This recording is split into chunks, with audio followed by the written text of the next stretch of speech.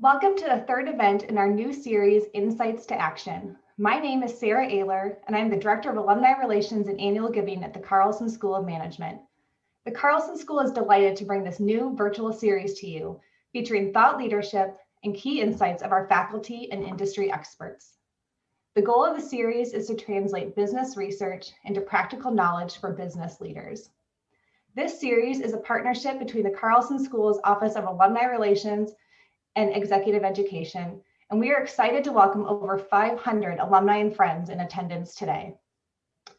Our event today will focus on advancing diversity, equity, and inclusion. We are joined by panelists Juliana Batista, David Edgerton, and Rudy Rodriguez, who I'll introduce in just a few moments. They will discuss how diversity, equity, and inclusion has been top of mind in the business world in recent months, yet progress remains elusive within organizations. I'd like to take a moment and pause to acknowledge the tragic death of Dante Wright in Brooklyn Center last Sunday. That he died at the hands of a police officer during the ongoing trial of Derek Chauvin, who is charged with the murder of George Floyd, brings further grief to all in our community. It remains the case that far too many Black lives for far too long have been lost at the hands of law enforcement. The Carlson School stands in solidarity with those pushing for justice and long-term change, and we also know we can no longer wait to take action. We play an important role in educating future business leaders who will exemplify and champion the value of diversity, equity, and inclusion within their community and the business world. That's why we are honored today to host today's event and learn from leaders who are experts and deeply passionate about diversity, equity, and inclusion. It is my honor to introduce our panelists today. Our first panelist is Juliana Batista. Juliana is the head of diversity and inclusion at General Mills, where she leads diversity and inclusion strategy and efforts and is committed to building scalable, inclusive cultures. She has 15 years of experience across various human resource roles at General Mills and in the US and in South America, including serving as Human Resource Senior Director for General Mills' US Sales Division. Our next panelist is David Edgerton. David is the Managing Principal for the DEJ Group, an executive search and recruiting firm that focuses on finding and connecting exceptionally diverse talent with inclusive companies. David has over 24 years of corporate experience and also served as an adjunct professor for 11 years. He is recently appointed an entrepreneur in residence at the University of Minnesota. He is also a proud Carlson School graduate. Our final panelist is Rudy Rodriguez. Rudy is the Vice President for Diversity and Inclusion at Ameriprise Financial. He is an accomplished and innovative marketing and diversity executive with over 20 years of multi-industry experience, including the Chicago Tribune, Unilever, General Mills, and Miller Coors. Moderating our panel today is Nora Anderson. Nora is the Executive Director of Carlson's Executive Education, and she also serves as a co-chair of the Dean's Advisory Committee on Diversity, Equity, and Inclusion. Welcome to all of our panelists, and Nora, I will turn it over to you. Sarah, thank you so much for your warm welcome and for the important words in your opening remarks. It's also my honor to be here today with all of you. As we get started here with our distinguished panelists, I want to give them a chance as well to introduce themselves. Sarah, thank you so much for giving us those highlights. And I would like to take just a couple of minutes here to give each panelist a chance to introduce themselves and a few highlights of their work in DE&I so that all of you attending can get to know them a little better before we start with our discussion. So Juliana, I will turn it over to you. Thanks, Nora. I'm excited to be here with you today. And as Nora said, I am the head of diversity and inclusion for General Mills, but I'm a proud Brazilian. I grew up in Brazil and I have always been very passionate about diversity and inclusion. And as Nora said, I've worked with Unilever for over 15 years and before with Unilever, and always in my roles as an HR business partner or working in specific areas, I've always been very involved. And I'm very humbled and grateful to be working and leading D&I in such a critical time that we're living right now. So I am also a proud mom of two little girls that give me energy and focus on really trying to create a better world for them and for everybody that it's after us. So thank you. Juliana, thank you so much. David, I'm turning it over to you. And we'll ask you to come off mute. Oh, there we go. Sorry about that. Good morning, everybody. It is a pleasure to be here, to be with you, to talk about this very important topic. I'm David Edgerton Jr. I started my firm in the midst of the pandemic because, one, it was one of the tangible ways to deal with the topic that we're talking about today. Not only DE&I, but also how do we just make sure that the best talent, regardless of background, gets into the right seat, into the right role, so that we can make sure that everybody wins. So I hope to have a very fruitful discussion with you today. Again, I've spent 24 years in corporate. I have an engineering and an IT background. And then once I came to the Carlson School, somebody convinced me to study marketing and sales. So between those two backgrounds, I've worked for several companies here in the Twin Cities, including Best Buy, Amation, Be The Match, and most recently, Anderson Corporation. So after coming out of corporate and going into my own business, now I'm focusing on placing candidates in the manager, director, vice president, and C-suite positions. And I'm working on making sure that the slate of candidates that I present to clients is diverse.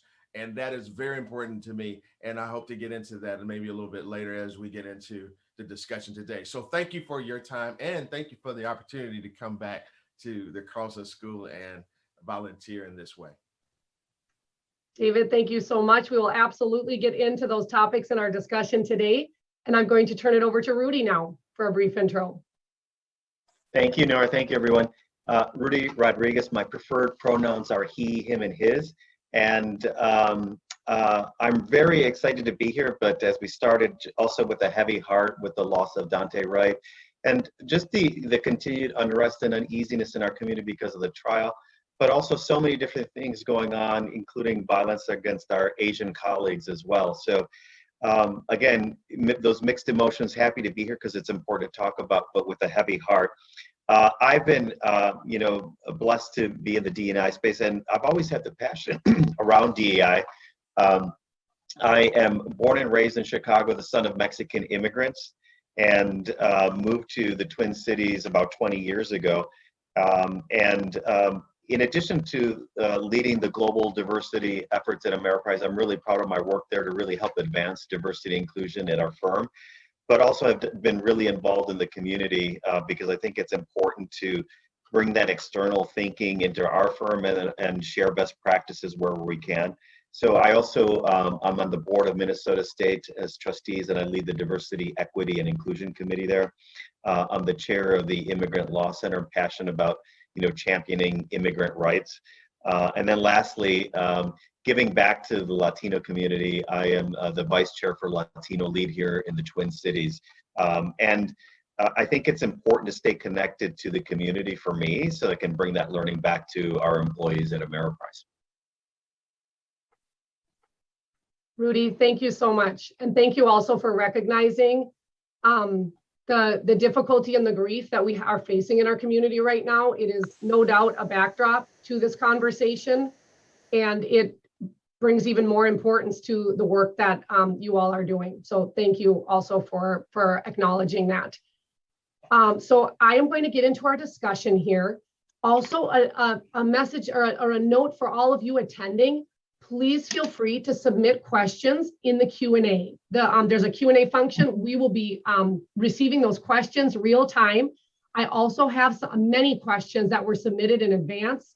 Thank you for those. Our panelists have reviewed those. We will get into some of those questions that were submitted in advance. And also I'll be sure to keep my eye on those questions coming in through the Q&A. So with that, I would like to get started. My first question, when we think about DE&I training, some estimates have diversity and inclusion training in the corporate world at $8 billion per year, just in the US alone. But when we look at the impact of those trainings, the outcomes of those trainings, again, many of them are falling short. So my first question, and Rudy, I'm going to have you tee us up answering this one first, is how have you designed and implemented DE&I initiatives that achieve that desired outcome and have lasting impact? Yeah, thank you. And I think you hit it on the head there. Like, I think all of our firms want to advance inclusion, but when you take a look at the research that's been done, a lot of the work that we've done, all of our firms in corporate America hasn't been effective.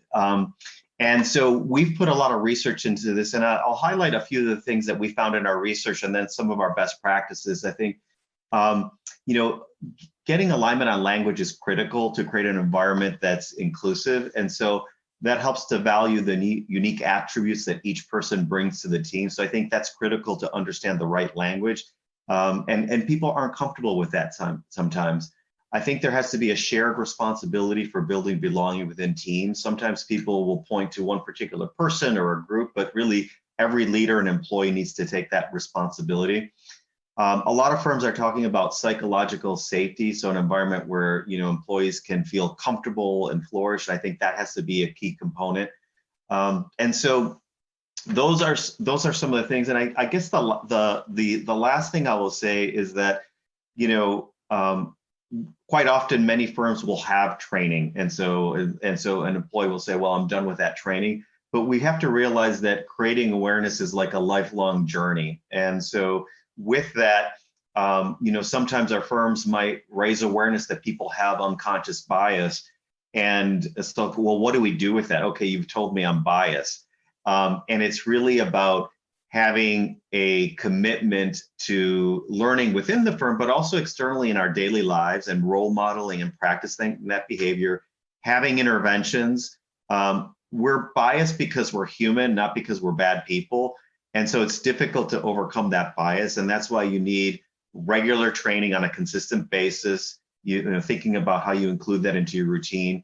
And then interventions, little reminders throughout different processes, so that you can remind yourself, okay, what's the criteria that I'm using to make a decision, whether it be performance evaluations or other important decisions. So those are a few of the things that we're doing, is just really rethinking our D&I training so it's more impactful and really drives the different behaviors that we want to see in our employees.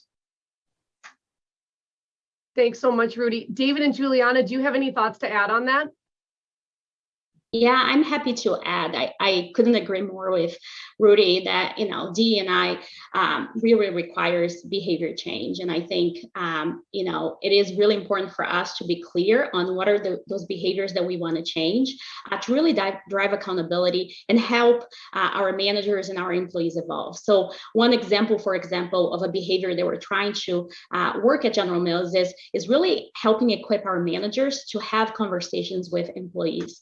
The event that we just talked about and all that we're living in this world, how can we have managers being comfortable addressing those topics and really creating that safe space for the dialogue, and also checking in on employees to see how are they doing? Do they need a space? Do they need time off? How do people process those events that unfortunately continue to impact us? So I couldn't agree more. I think it is all about behavior change, and the more you can be explicit about what you want to change and how to support your managers.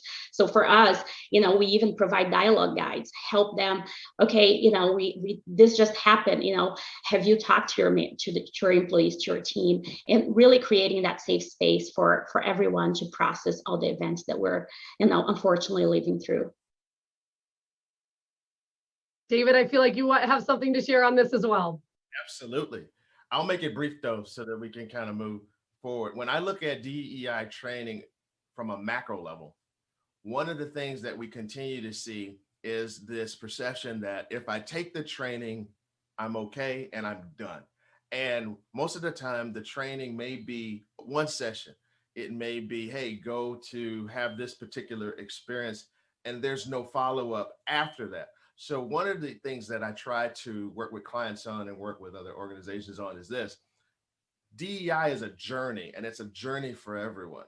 So having a one and done type of mentality when you take training is part of the challenge of not having the progress that we need to see. You can't just say, oh, I went to that training, now I know about unconscious bias and great, we're kumbaya, we're all ready to go and ready to make change. No, it is a journey, because the behaviors that my distinguished panelists talked about to change behavior usually means you have to have multiple impressions with the thing that is going to incentivize you to change the behavior. So one and done is an issue that we have in training, and I'm sure that my distinguished colleagues and their organizations are putting together a curriculum of training where it's more than one thing that you do, that you can hopefully have some incentive on the behavior that you want to see.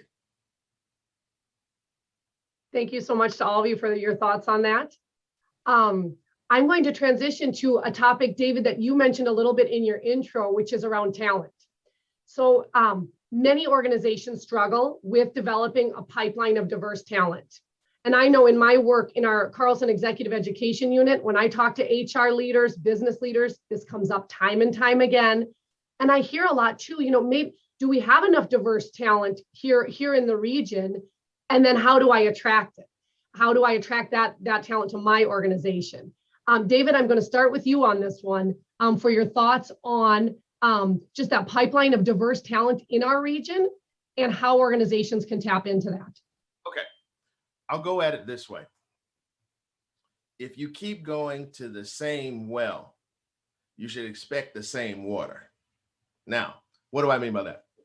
If you look at your talent acquisition strategies and the way you go about it, and you continue to go to sources that are not necessarily diverse, those sources are not going to become diverse overnight, and they're not going to evolve to be diverse. So part of the challenge is, are organizations willing and open to change how they go after talent, how they address talent acquisition strategies, which may mean that you have to change the sources that you use, the approaches that you use, and you're going to probably have to make some kind of investment that you haven't made before in order to make that work. You have to, as I've said before, go where diversity is in order to attract diversity. However, the thing that you really have to focus on, which will help with this, is making sure you have an inclusive work environment.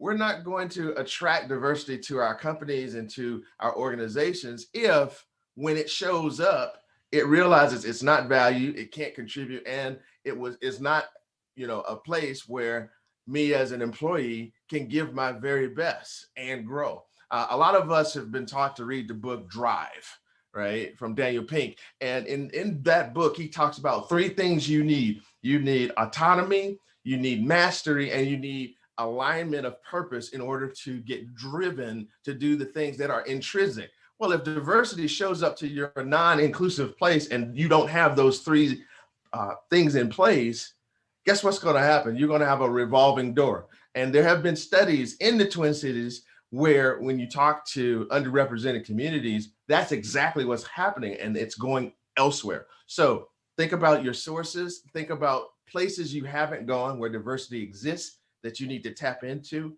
And again, work with people who know what these places and sources are and start those partnerships. And that would help you as you start to get into acquiring diverse talent. David, thanks so much.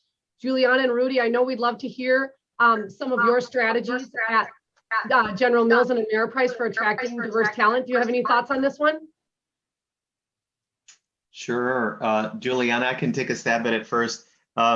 So I agreed with David. I think that the way I would summarize it, it takes intentionality and focus and different parts. So I think the first part is just being prepared even before you're searching for talent.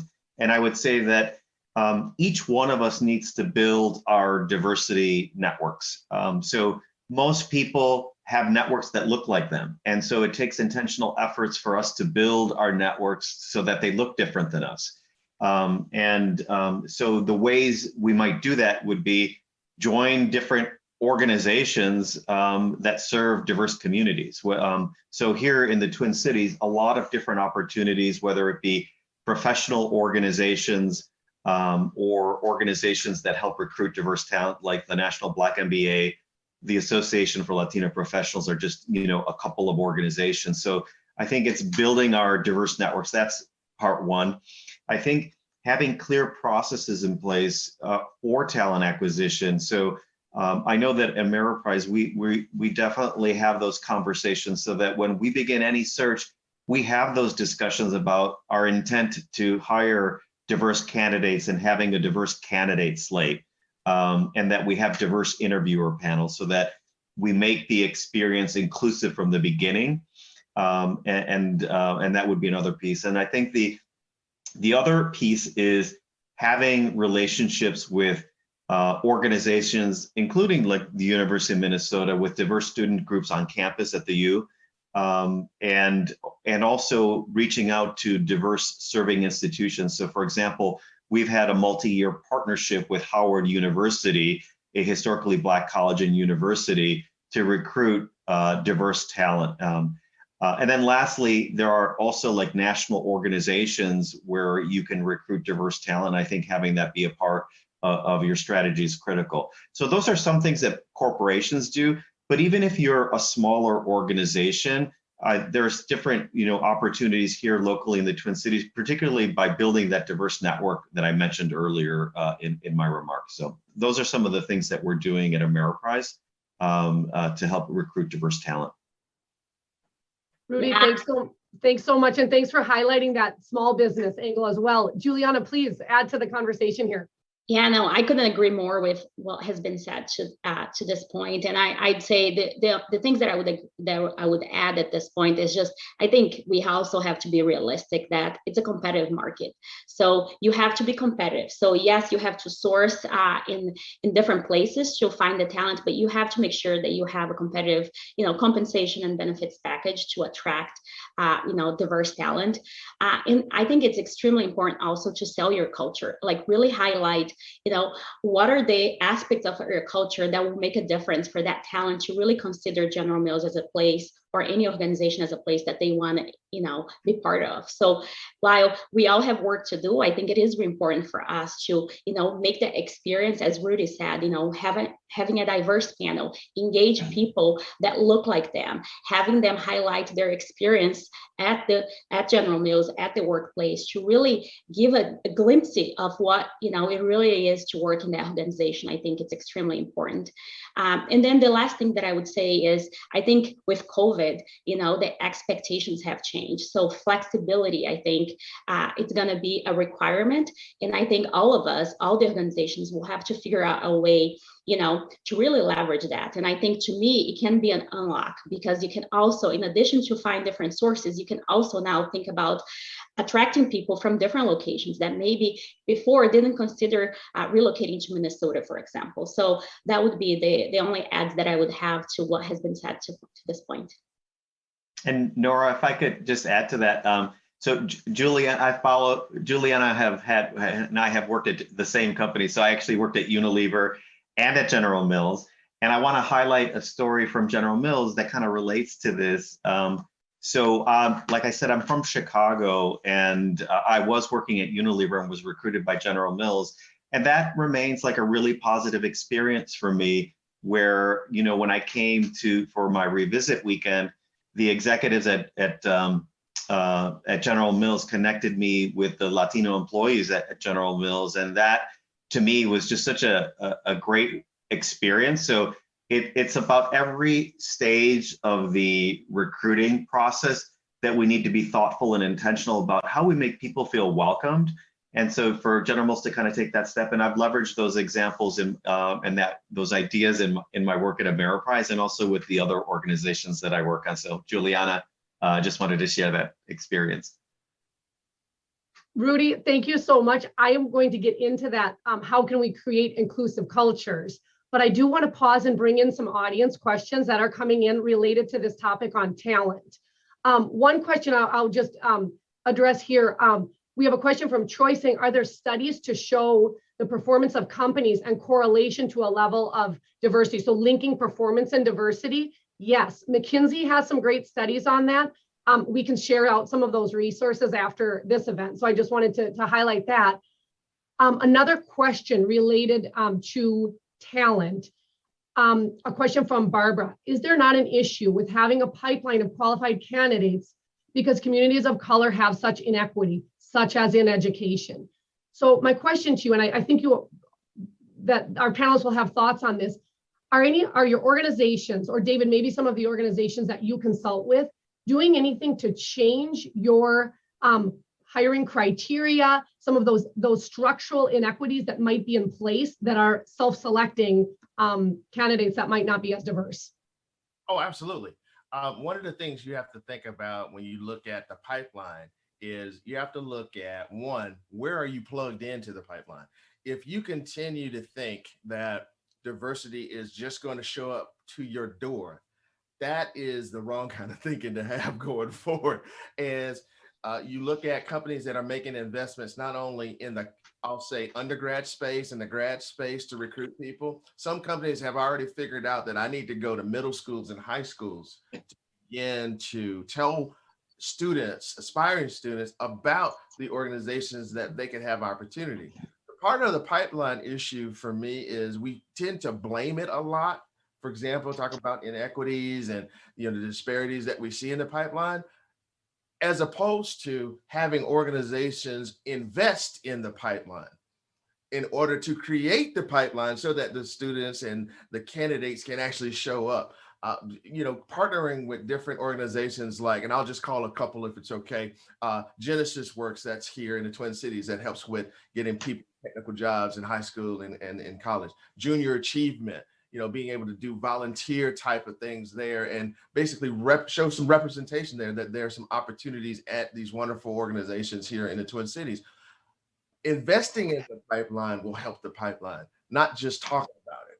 So my thing there is, if you have an opportunity, for example, if you have ERGs or ERNs within your organization, employee resource groups or employee resource networks, and I know there's a question on that maybe down the road, but those are the organizations that can connect with these different nonprofits and outside of your company, these connections, investment in the pipeline. Thank you so much.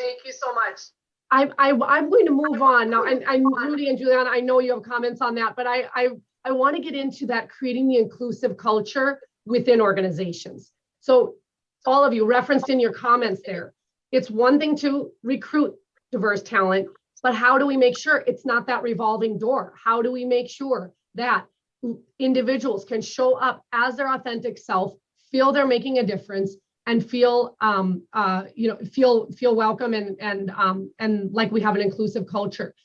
This also is, I would say, in a particular challenge here in the Twin Cities that I hear over and over again. We attract that talent. How do we keep our talent here? So could you, Juliana, I'm going to start with you for this one. Could you give us some examples, specific initiatives, what you are doing at General Mills to make sure that you have that inclusive culture for everyone? Yeah, no, thanks. I think that is such an important topic. And I think we're all on our journey, right, to really create and foster a culture of inclusion and belonging that really allows for all our employees to thrive. And I think, honestly, it starts by being really explicit about how diversity and inclusion are core to our business strategy. The belief that we have that by valuing all dimensions of diversity, including gender, race, sexual orientation, ability, backgrounds, and beliefs, will drive stronger and better business outcomes.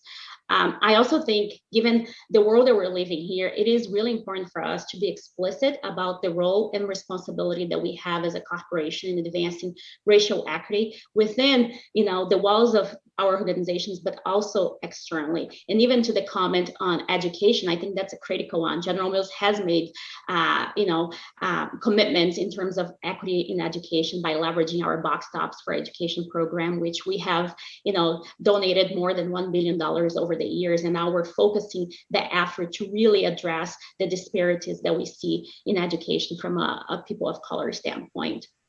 So while we are proud of the legacy and things that General Mills has done in this space, we know that we still have a lot of progress to have ahead of us, because it is a journey and it requires, a multitude of things. It requires an infrastructure that it's not just one thing that's going to create that culture. So as we think about our ecosystem at General Mills, I'll highlight a few of the things that we do to make sure that we create that culture of belonging and that we're including our employees. So I would say the first pillar that I want to share, and we talked about the importance of our employee affinity networks or ERG groups.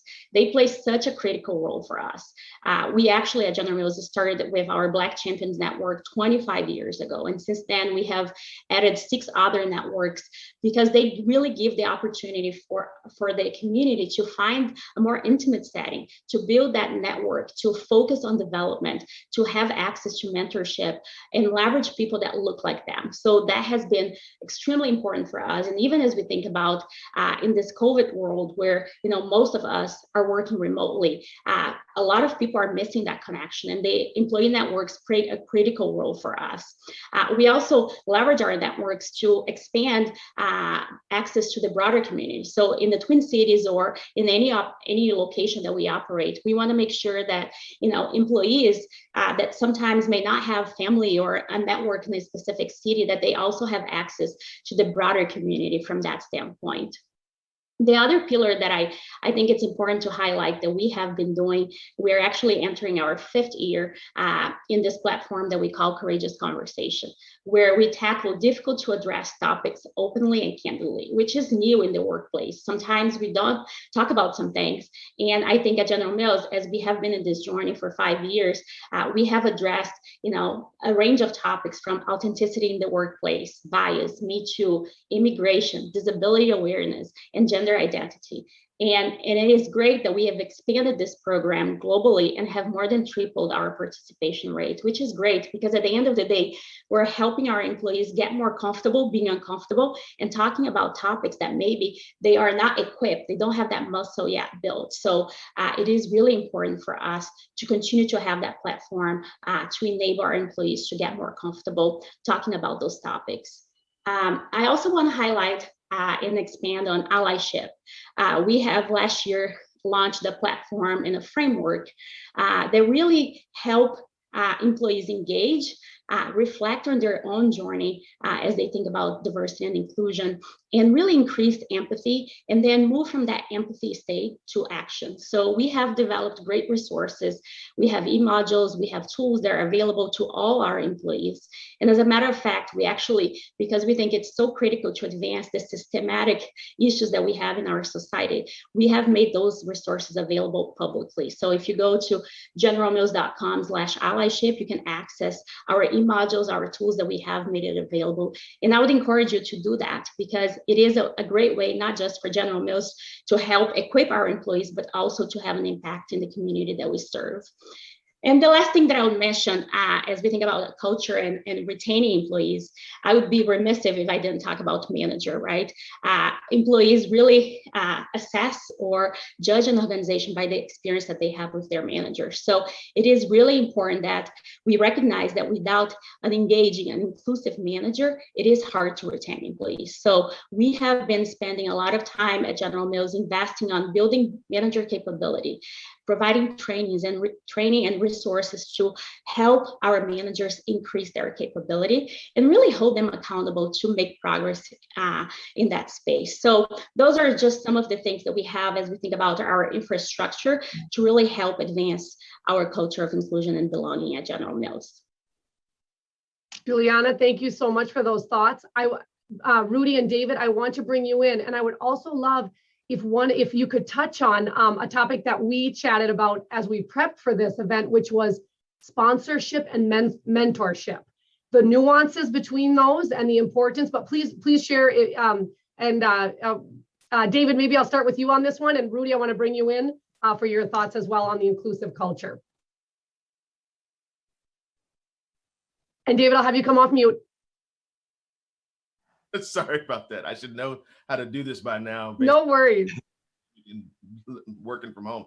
The key thing that we want to talk about when we talk about mentoring and sponsorship, a lot of times organizations will put a lot of weight into mentoring and mentorship in order to diversify leadership roles, management levels, things of that nature. However, one of the difficult things about that is you can mentor someone, but if you don't have the power or influence to create an opportunity for that person to move into a better role, a role with more responsibility so they can grow in your organization, then that tends to be very not only disappointing, but disheartening.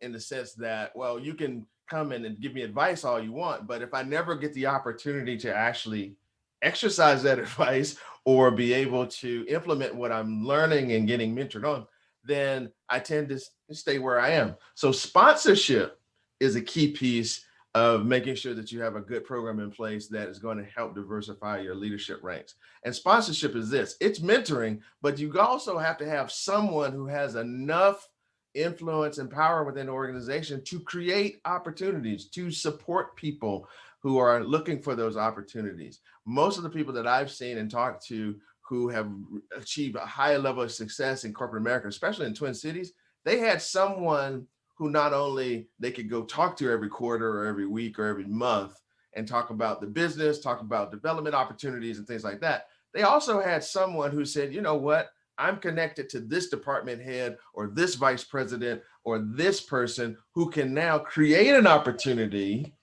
where this person I'm mentoring can now move into that and actually be able to prove out what they're able to do. So when we talk about mentoring, we also have to take care of sponsorship. And it gets dicey. It's a slippery slope because some people are afraid of the sponsorship word and the role because it tends to have a perception of having an unfair advantage.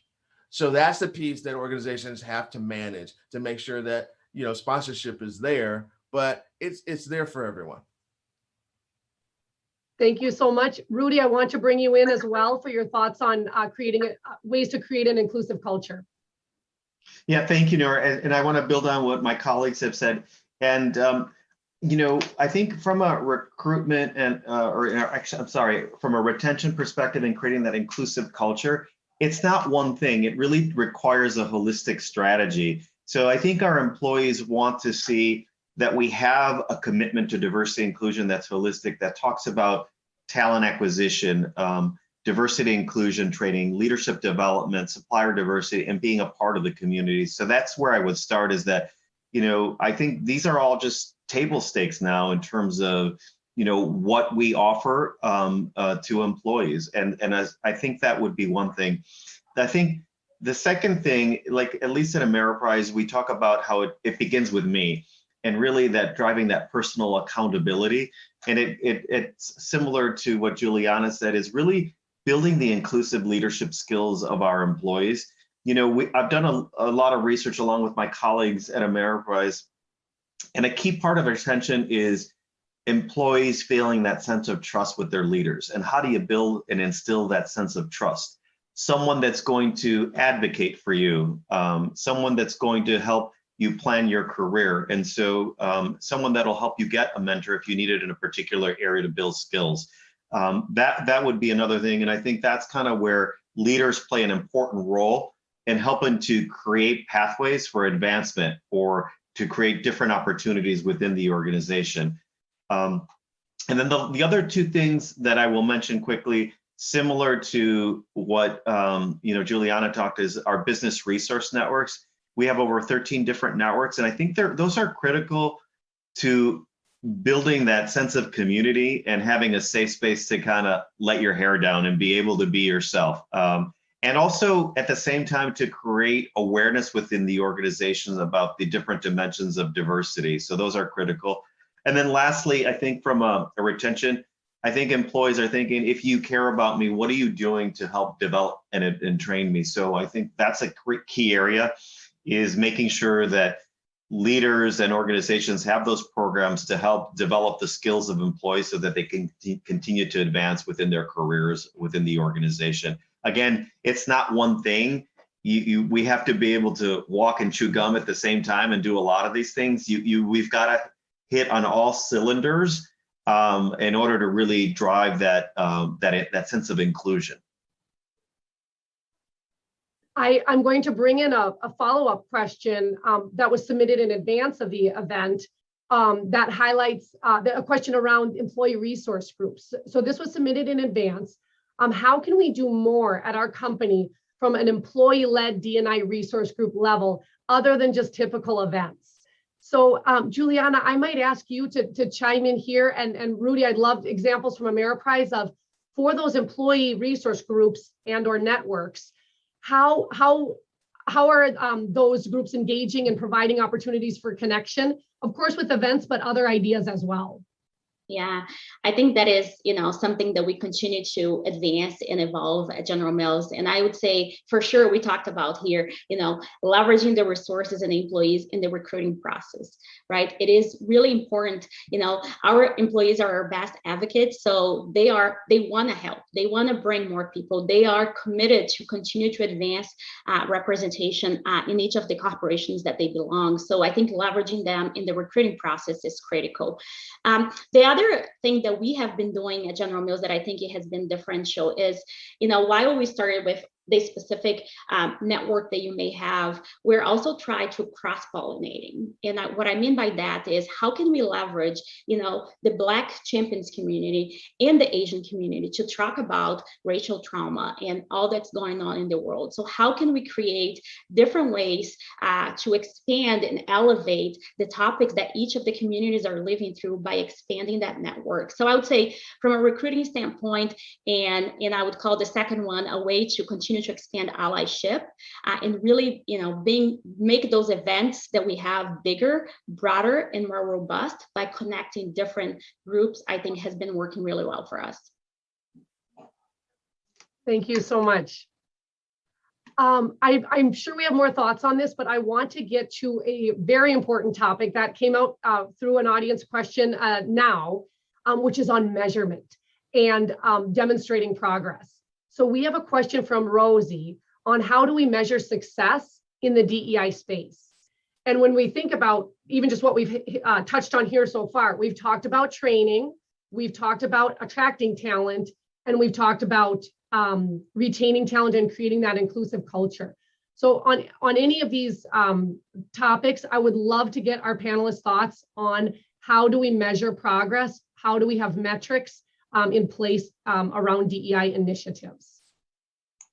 I'm happy to take a stab at that, Nora. I think measuring progress is so critical, and it happens in a couple of different ways.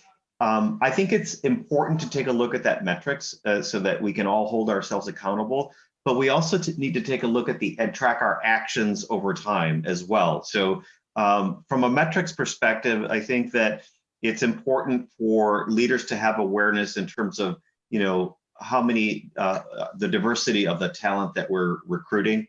And then in terms of measuring employee sentiment, taking a look at our employee engagement. So it's a best practice not only to have that the looking at other metrics, but also taking a look at employee engagement from a diversity perspective. And so as part of our engagement survey, we have a diversity inclusion index that measures several different attributes that measure the inclusiveness of culture.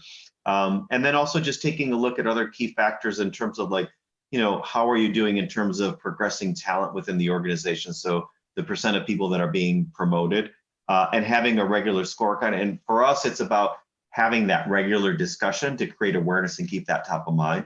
And at the same time, tracking behaviors. So taking a look at how many people have participated in our business resource networks. Those are real tangible actions.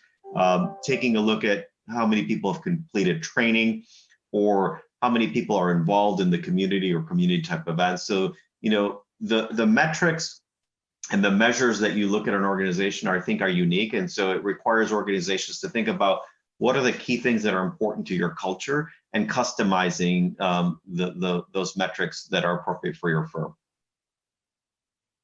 I'd like to jump in too. Thank you so much for sharing that, because everything you just said is spot on. However, at the same time, one of the things organizations have to do is they have to have the infrastructure in order to capture the metrics. And that is a challenge. In the companies that I've been associated with, one of the things that I found is it's very hard to capture that information. And I'm gonna tell you why. One, because some of the underrepresented companies and groups, I should say, don't want to be in your system. They don't want to tell you if they have their gender identity. They don't want to tell you their racial identity. They don't want to tell you as a company who they are. And part of that is the perception that that information may be used against them. So that makes capturing some types of metrics very pervasive, right? But at the same time, when you start talking about measuring inclusion, you have to start from the very top position all the way down.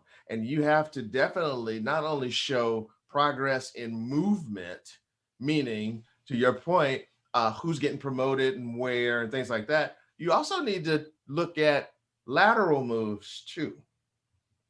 And what that does is that says, wait a minute, maybe we need to get someone to have a broader experience before they move up. And that is something that I've been advising companies to take a look at as well. Inclusion, if you want to know if you have an inclusive organization, you have to look at diversity from the very top all the way down. Because what I've seen is companies would love to say, hey, we're very diverse, but they're only diverse at the entry level spot. They're diverse in things like the production associate role in manufacturing, the call center, the person on the phone answering calls. But as soon as you get to manager, leader, team leader, director titles, it seems like the diversity goes away, and it goes away in a stark type of way. So the progress that you need to make sure you see to make sure you're inclusive has to be in place in order to check those moves and who has decision-making power in the organization, who has P&L responsibility, things like that. But at the same time, realize it's going to be a little pervasive if you don't have the infrastructure in your company, one, to capture that data and also be able to report on it.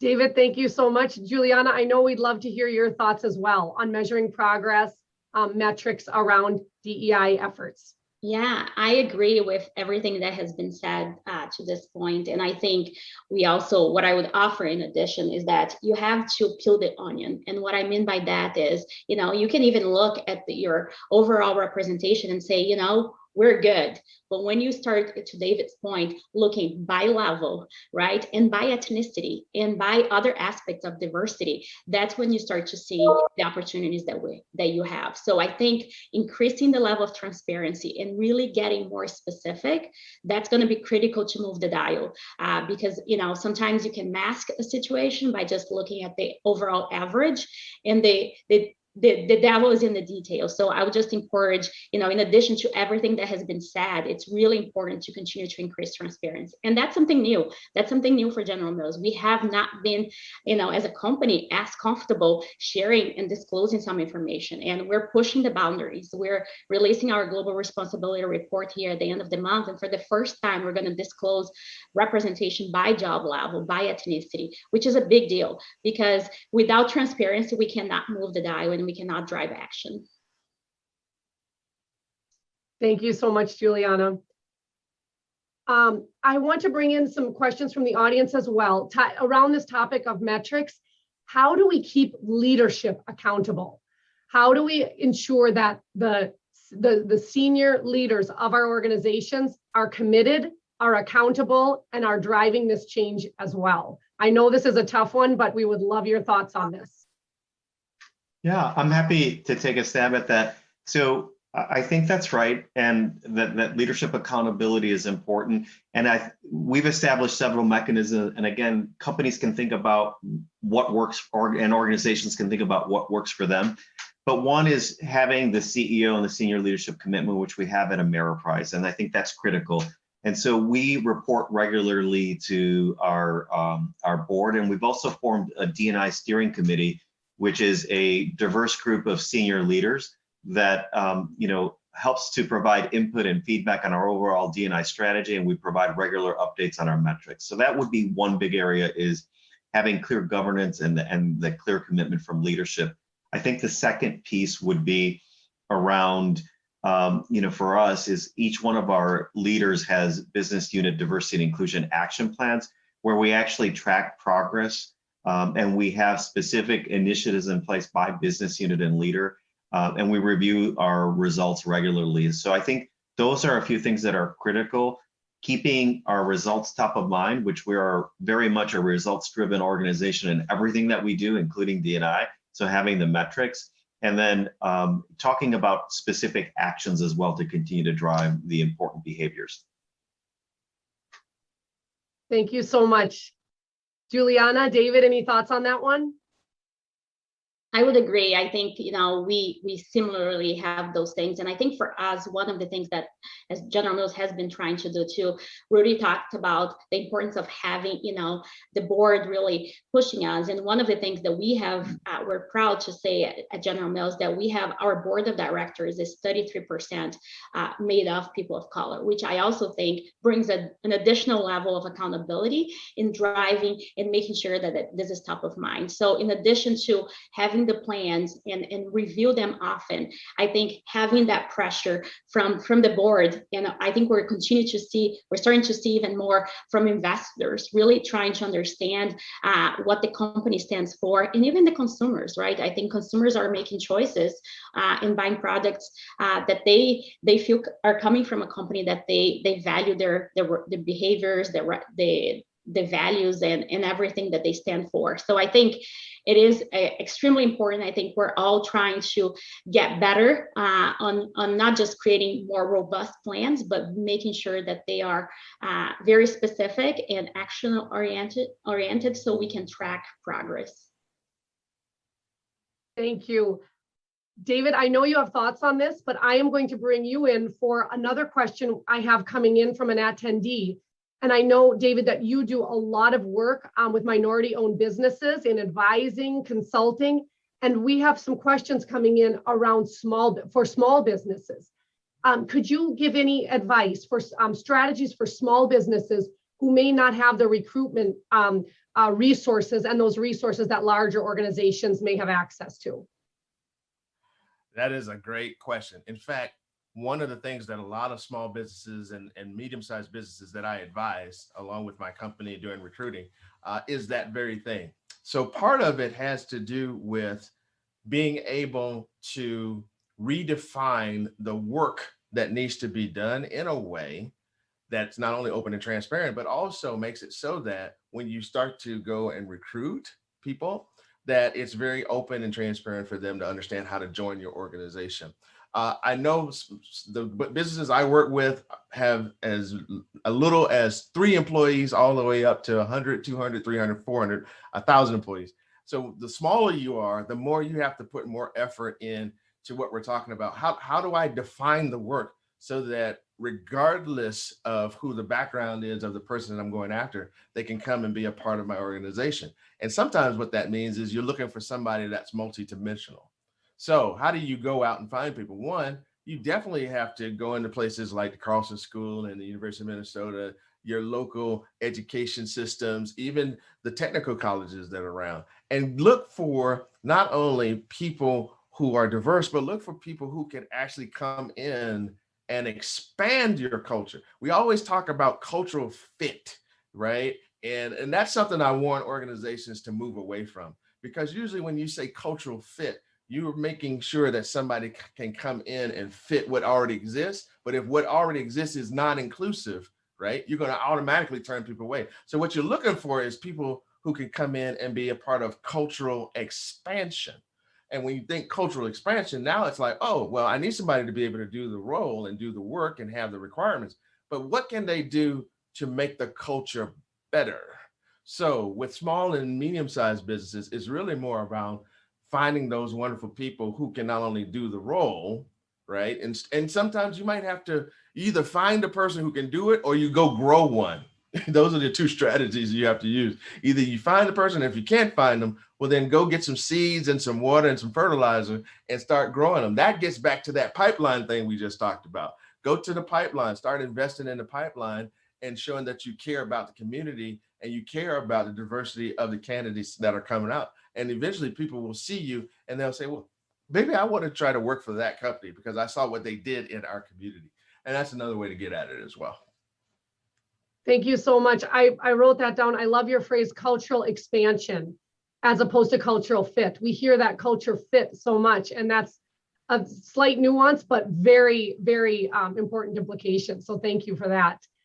We just have a few minutes left, but I want to take our last question. I'm going to ask the 3 of you to be brief, but I would love to ask your advice to all of us here today on how to sustain our strength in driving this work forward. Any advice on how to keep pushing forward and keep our strength as we push forward in diversity, equity, and inclusion initiatives. Rudy, I'll have you start, please. Thank you. I think that as practitioners and as leaders, we need to focus on our skills of compassion, authenticity, and resiliency. We live in just, going through so much pain in our communities, and our employees need us. And so as leaders, we need to continue to build our self-awareness and get better. And with that, having that compassion and having those candid and honest conversations, as painful as they are, it's been very trying, but that's our responsibility. And ultimately, the buck stops with each one of us in terms of driving that diverse and inclusive culture. Quite often, we want to say, well, that group should do it, or it's HR or another group. It really belongs to each one of us in building our inclusive leadership skills. And that's kind of where I would focus our efforts. Thank you so much. Juliana? I would agree. I was going to say, be resilient, fight the fight, as hard as it is sometimes, to be silent or to give up, because it is so much. How can you continue to educate yourself, be curious, leverage resources that are available, and try to make, small changes. It can be a small change with your family, talk about, help shape the narrative and help expand others to really understand beyond what they may think is the reality that they have, grown to believe to be the case. And I think there's just so much we can do if we all, keep being resilient, fight the fight, and continue to learn and push others to come in that journey. I think that would be my advice. Thank you. David? I would say, in addition to what my distinguished colleagues have shared, and thank you so much for including me on this panel with them, we make every decision based on the limitations of our exposure. So in order to be resilient, in order to expand, we've got to expand our exposure.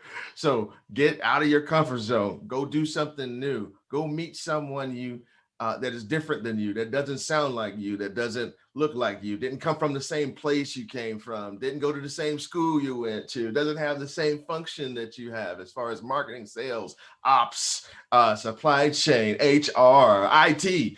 Go talk to somebody different from you and just make it so that you have an open, transparent conversation. It doesn't have to be a difficult, crucial one, which we've been doing as we dealt with this situation. It all starts with human connection. And the more human connections you have with people different from you, then the better the world becomes. Because you shouldn't try to level someone based on your similarities, which then nullifies the differences. You should respect the differences, look for the similarities, and build more connections so you can expand your personal worldview, which will then in turn expand the world's view. Thank you, David. To all of you, Juliana, Rudy, David, it has been my such an honor. Thank you. You've given us a gift with all of your insight and knowledge this morning. I'm turning it over to my colleague, Sarah, to close out the event this morning. Juliana, David, and Rudy, I just want to echo Nora's thanks for this thoughtful and honest conversation today. And thank you to our audience for engaging with our conversation. I hope you're able to join us at our next event on May 21st, featuring Carlson School faculty member Teresa Glom and Chief Human Resource Officer at Ecolab, Lori Marsh. They're discussing the emergent leadership challenges focused on engaging employees, wellness, and virtual work. Thank you to everyone today, and I hope to see you in May.